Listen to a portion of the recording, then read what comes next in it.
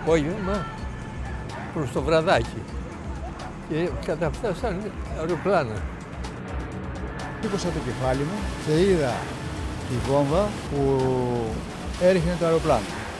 Τον είχαν χτυπήσει μονόπαντα και βυθίστηκε φυσικά και παραμένει εκεί ακόμα.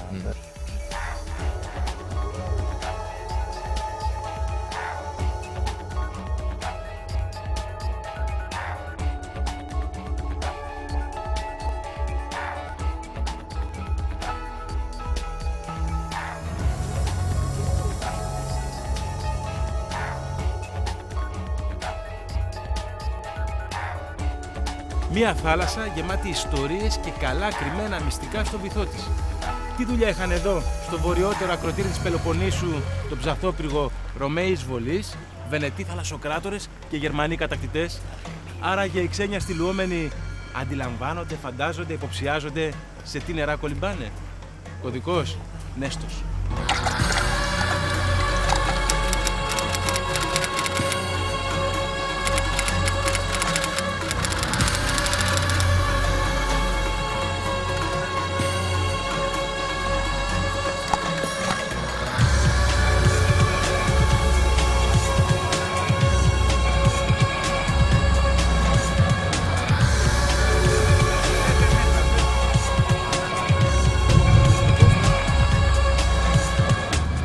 Ούτε μία, ούτε δύο, ούτε τρεις. Αλλά 11 αποτυχημένες προσπάθειες οργανωμένης κατάδυσης έχουν πραγματοποιηθεί τα τελευταία 60 χρόνια σε αυτό εδώ το ναυάγιο. Το μόνο που κατάφεραν ήταν να τοποθετήσουν σημαία.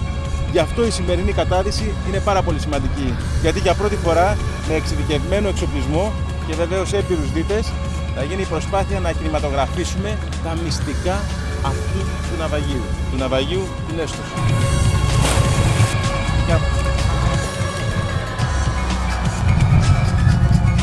Οι τρεις δίτες είναι στο νερό και η υποβρύχια περιπέτεια κινηματογράφησης των μυστικών του ναυαγίου Νέστος μόλις τώρα άρχισε.